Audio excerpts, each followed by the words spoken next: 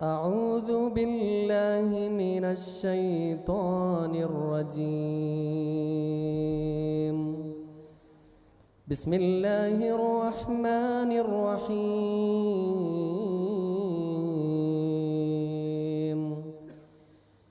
يا أيها الناس إنا خلقناكم من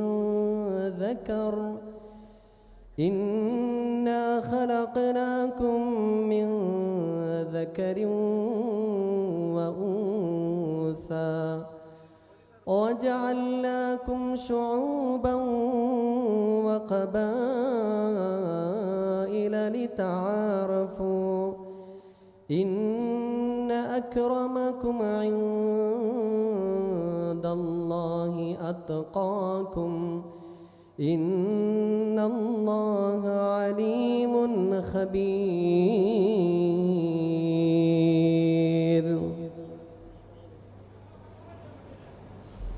അസ്സലാമു അലൈക്കും വറഹ്മത്തുള്ളാഹി. ബഹുമാന്യ സഹോദരങ്ങളെ, സഹോദരിമാരെ, വിശുദ്ധ ഖുർആൻ സൂറത്ത് ഹുജറാത്തിലെ ആയത്താണ് നമ്മളിപ്പോൾ കേട്ടത്. സൃഷ്ടികർത്താവായ അല്ലാഹു സുബ്ഹാനഹു വ തആല മനുഷ്യ സമുദായത്തിൻ്റെ സൃഷ്ടിപ്പും അതുപോലെ തന്നെ മനുഷ്യരെ വിവിധ ഗോത്രങ്ങളും വിവിധ വിഭാഗങ്ങളുമാക്കി തീർത്തതിൻ്റെ ലക്ഷ്യമാണ് വിശദീകരിച്ചത്. വളരെ മനുഷ്യർക്ക് മനസ്സിലാവുന്ന രീതിയിൽ നിങ്ങളെ നാം വിവിധ ഗോത്രങ്ങളും വിവിധ വിഭാഗങ്ങളുമാക്കി തീർത്തത് നിങ്ങൾ പരസ്പരം തിരിച്ചറിയുന്നതിന് വേണ്ടിയാണ്.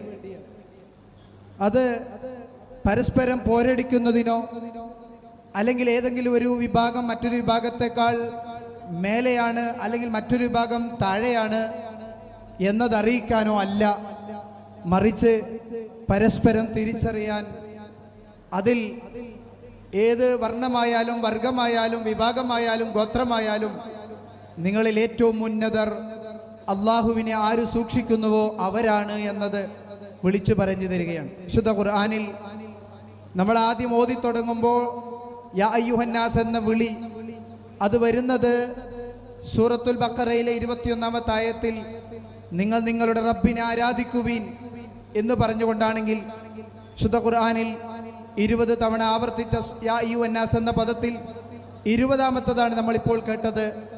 അതേ, നിങ്ങളെ സൃഷ്ടിച്ചിരിക്കുന്ന വിഭാഗങ്ങളും ഗോത്രങ്ങളുമൊക്കെ നിങ്ങൾക്ക് തിരിച്ചറിയാൻ വേണ്ടിയാണ് എന്നുള്ളത്. എന്നാൽ മനുഷ്യൻ പോയത് എങ്ങോട്ടാ?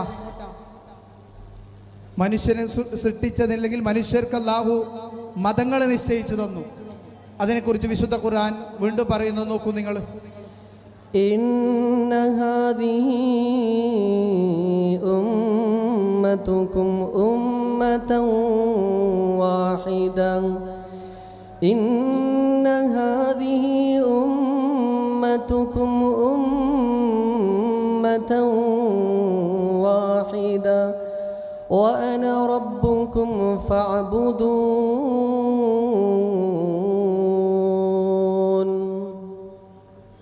അതെ, അല്ലാഹു സുബ്ഹാനഹു വ തആല പറഞ്ഞു, നഅദിഹി ഉമ്മതുകും, ഇതാണ് നിങ്ങളുടെ സമുദായം.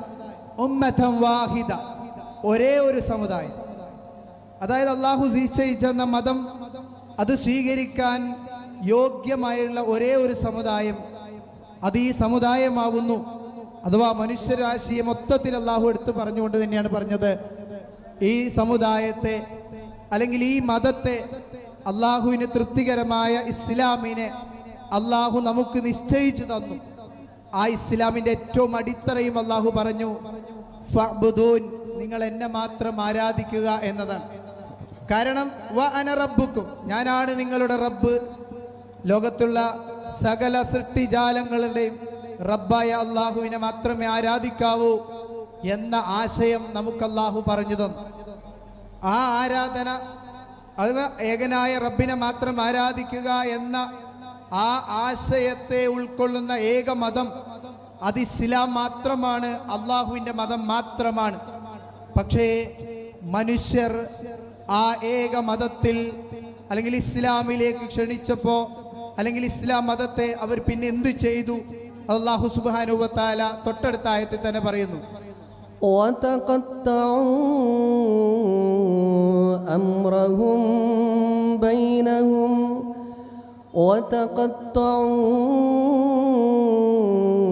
أمرهم بينهم كل إلينا راجعون.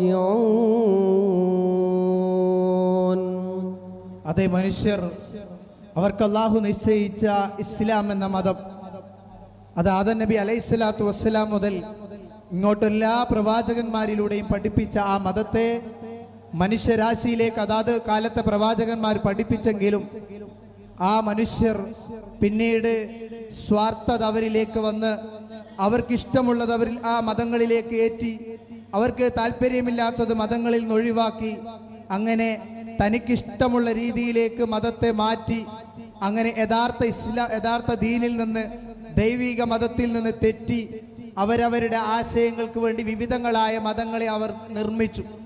ലോകത്ത് അള്ളാഹുവിങ്കൽ സ്വീകാര്യമായ ഒരേ ഒരു മതം അത് ഇസ്ലാം മാത്രമാണ്, ബാക്കിയെല്ലാം മനുഷ്യ സൃഷ്ടിയാണ് എന്നാണ് അള്ളാഹു ഇതിലേക്ക് പറഞ്ഞത്. അതെ, ഏകമായ ഒരു മതം, ആ മതം അള്ളാഹുവിൽ നിന്നാണ്. ആ മതം സ്വീകരിച്ച് മുന്നോട്ട് പോവുക. അവസാനം അള്ളാഹു പറഞ്ഞ വാക്ക് കുല്ലുൻ ഇലൈന റാജിഊൻ. നിങ്ങൾ എത്ര മതങ്ങളായി പിന്തിരിഞ്ഞു പോയാലും, നിങ്ങൾ എത്ര ആശയങ്ങളായി പിന്തിരിഞ്ഞു പോയാലും, നിങ്ങളെല്ലാവരുടെയും മടക്കം നമ്മിലേക്കാകുന്നു എന്ന അള്ളാഹുവിൻ്റെ വാക്കിനെ നമ്മളൊക്കെയും ഉൾക്കൊള്ളുക.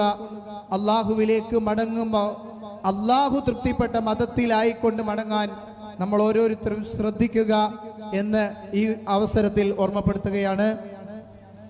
إن هذه أمتكم أمة واحدة وأنا ربكم فاعبدون وتقطعوا أمرهم بينهم كل إلينا راجعون.